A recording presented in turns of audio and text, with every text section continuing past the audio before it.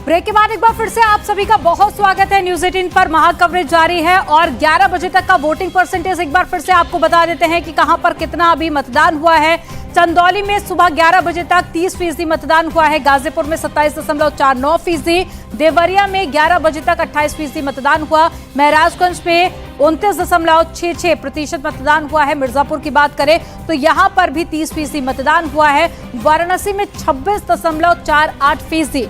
इसके अलावा घोसी की बात करें तो 27.64% मतदान है। कुशीनगर में 28% मतदान हुआ है। ये वोटिंग प्रतिशत आपको बता रहे हैं 11 बजे तक का, लेकिन इस बार सुबह ही काफी अच्छी संख्या ऐसे कह सकते हैं, काफी अच्छा आंकड़ा कह सकते हैं।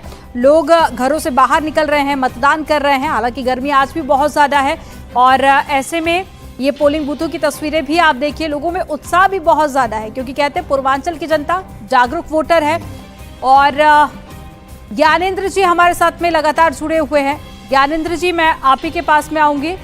एक तरफ हम देख रहे हैं वोटिंग परसेंटेज काफी ज्यादा अच्छा है, दूसरी तरफ क्या इसको ऐसे भी जोड़कर देख सकते हैं कि प्रधानमंत्री नरेंद्र मोदी हो या फिर बीजेपी के तमाम बड़े लीडर्स हो, आखिरी कुछ दिनों में पूर्वांचल के दौरे पर ही रहे। इसके अलावा अपोजिशन की तरफ से भी तमाम बड़े लीडर्स ने पूर्वांचल का दौरा किया, जनता को साधने की कोशिश की। क्या ये उसका भी एक असर है कि आज लोग घरों से बाहर निकल रहे हैं, बड़ी संख्या में वोट कास्ट हुआ है?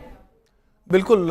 एक तो मैंने आपको शुरू में बताया कि पूर्वांचल का जो इलाका है वहाँ के वोटर बहुत जागरूक हैं, सजग हैं, वो जानते हैं कि किसको जिताना है, इसलिए वो घर से निकलेंगे। लेकिन इसमें सबसे बड़ी बाधा आ रही है वो गर्मी, और इसके लिए मुख्य रूप से जिम्मेदार अगर ठहराया जाए तो चुनाव आयोग है। इस पर कोई चर्चा नहीं कर रहा है, ये बड़ा दुर्भाग्य की बात है। इस इतनी भीषण गर्मी में कल ही एक खबर आई थी ना कि 5 पुलिस के जो होमगार्ड थे उनकी मृत्यु हो गई थी।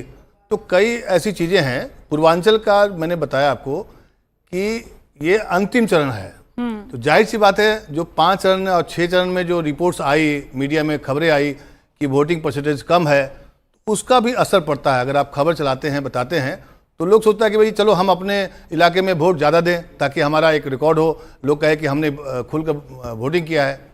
दूसरी बात, लोकतंत्र के इस चुनाव में हर पार्टी खूब मेहनत करती है और अंतिम चरण के चुनाव में आपको पता है प्रधानमंत्री चले गए हैं ध्यान करने के लिए, राहुल गांधी ने भी अपील की है। तो मुझे लगता है कि सबका एक सामूहिक प्रयास है और इस बार वोटर्स चाहता है कि हम अपना वोट का अधिकार का प्रयोग करें, चाहे गर्मी हो चाहे कुछ भी हो। लेकिन ये जो चुनाव खत्म हो रहा है ये अपने आप में एक धड़कन भी पैदा कर रहा है, क्योंकि जो इस बार अभी 57 सीट पर जो चुनाव हो रहे हैं ये एक तरह से निर्णायक है ना।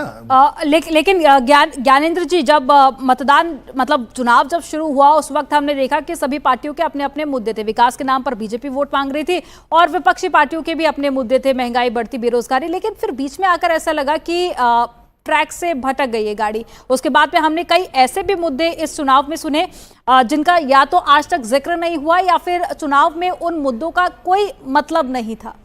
तो इन मुद्दों के क्या असर आप देख रहे हैं, क्योंकि क्या ये भी जनता पर नकारात्मक प्रभाव डाल सकते हैं? नहीं, नकारात्मक प्रभाव डालेगा ही डालेगा। लेकिन आप देखिए कि चुनाव की घोषणा के पहले पूरी तरह से माहौल था बीजेपी के पक्ष में, मोदी के पक्ष में, कि 3rd टर्म आराम से सरकार बना लेगी, एक परसेप्शन वाइज चल रहा था। जैसे ही अधिसूचना जारी हुई और पहले चरण के चुनाव में जैसे ही मंगलसूत्र का मामला आया, मटन, मछली, मंगलसूत्र, मुसलमान, मुजरा, लास्ट में मुजरा आया, तो लास्ट में मुजरा पहुंच गया।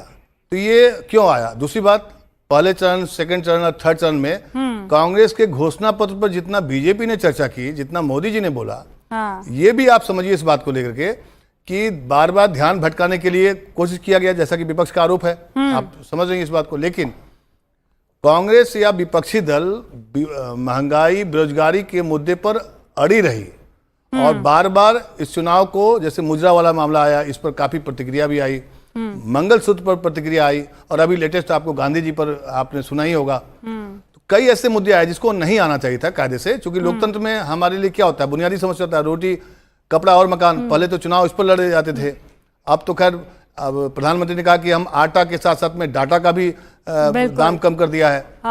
मुद्दे बार बार शिफ्ट होते जा रहे हैं। और क्यों हो रहे हैं? समझिए इस बात को। बिल्कुल, और ये उम्मीद भी नहीं की गई थी ज्ञानेंद्र जी कि मतलब कहां से चुनाव हुआ और कहां पर आके खत्म हुआ, क्या मुद्दे रहे। हाँ। और साथ ही अब जनता पर ये कैसा असर डालता है, हालांकि पहले पूरा प्रेडिक्ट करना ठीक नहीं है, कुछ 4 जून का भी हमको तो इंतजार करना होगा। हमारे साथ में जुड़ने के लिए सर बहुत शुक्रिया आपका। और न्यूज़ 18 पर चुनावों की महाकवरेज आगे भी लगातार जारी है और शाम को 5 बजे से आप एग्जिट पोल देख सकते हैं न्यूज़ 18 पर लगातार। और यहां पर रुकेंगे एक छोटे से ब्रेक के लिए, आप देखते रहिए न्यूज़ 18।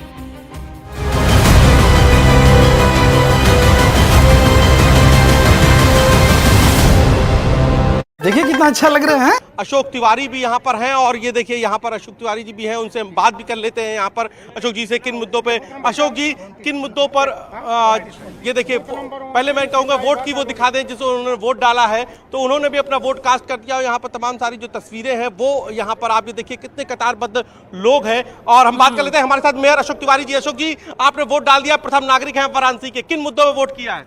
देखिए बनारस में दिखा दूं देखना ये प्रथम नागरिक की उंगली पर लगी स्याही की निशान है, क्या किन मुद्दों पर वोट किया है? देखिए बनारस में कोई मुद्दा नहीं है। बनारस में एक ही मुद्दा है, नरेंद्र मोदी और विकास, और कोई तीसरा मुद्दा नहीं है।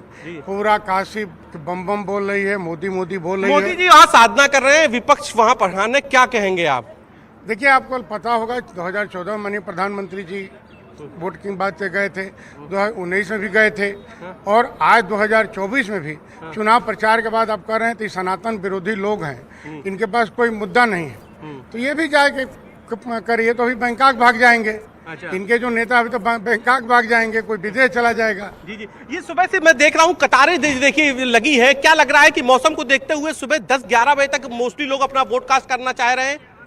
देखिए लोग वोट देना चाहते हैं, मुझे लगता है 6:30 बजे से लाइन लगा हुआ है। जी जी। और हर आदमी अपना मताधिकार का, लोकतंत्र का जो सबसे बड़ा उत्सव है जी जी, वोटिंग, उसको करने के लिए इस बार तत्पर है। जी जी। और काशी इस बार देखिएगा रिकॉर्ड कई मंत्री कह रहे हैं कि ये प्रधानमंत्री की साधना है कि देखिए मौसम का जो रुख है वो थोड़ा नरम हो गया है।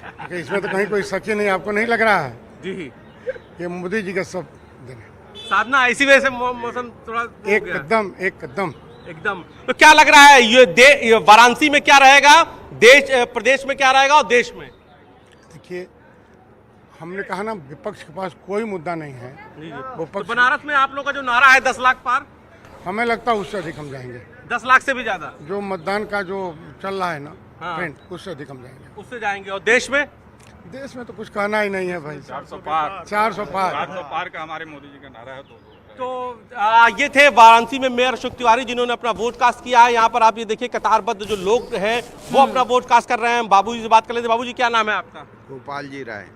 बाबूजी, किन मुद्दों वोट करने पहुंचे हैं?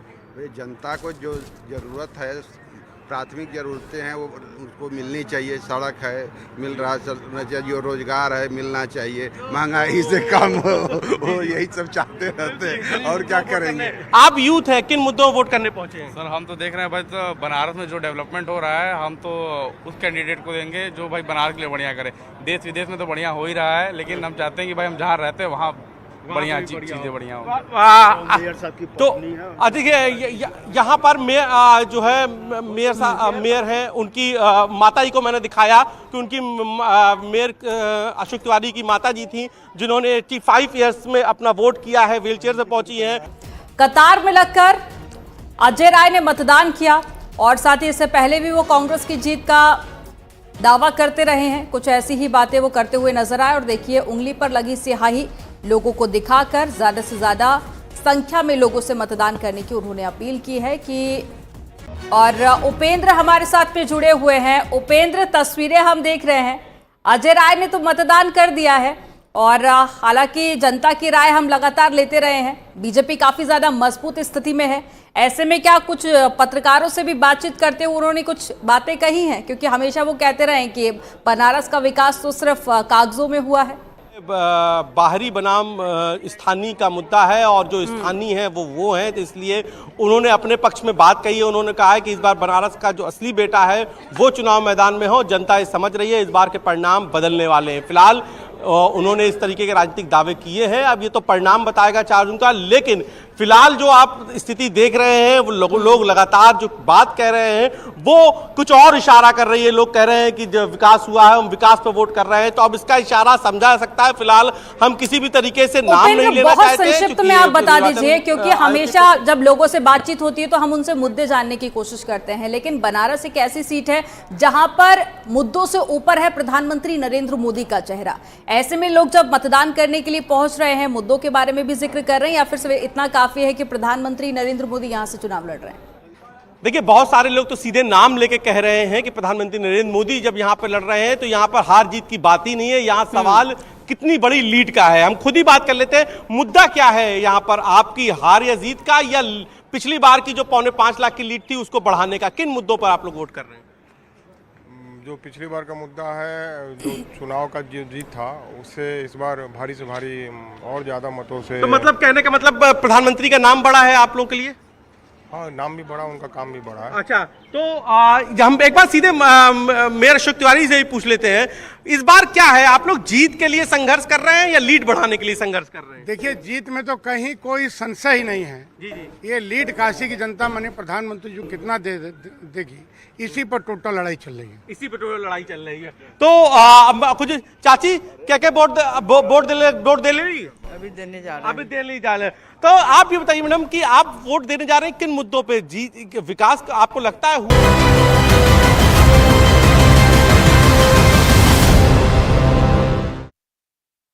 गुलाब जामुन। नरेंद्र मोदी का नाम बड़ा है या मुद्दे बड़े हैं? नरेंद्र मोदी। ठीक है उपेंद्र, आप नजर बनाए रखिएगा, अपडेट आपसे आगे भी लेंगे।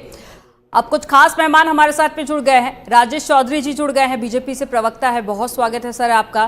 साथ ही अशोक यादव जी जुड़ गए हैं, प्रवक्ता है समाजवादी पार्टी से, और प्रभात त्रिपाठी जी जुड़ गए हैं, वरिष्ठ पत्रकार हैं। सर आपका भी बहुत स्वागत है। सबसे पहले शुरुआत राजेश जी मैं आप ही के साथ में करूंगी।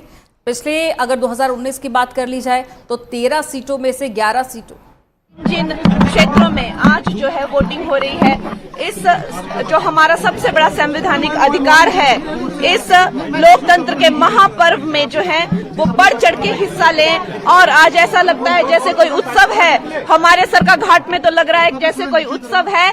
इस लोकतंत्र के महापर्व में जो है हिस्सा लें, और हमें जो लोकतंत्र का जो वरदान है, न जाने कितने लोगों का खून बहा ताकि हमें ये वोट करने का जो है अधिकार मिले, तो इस अधिकार का फायदा उठाएं।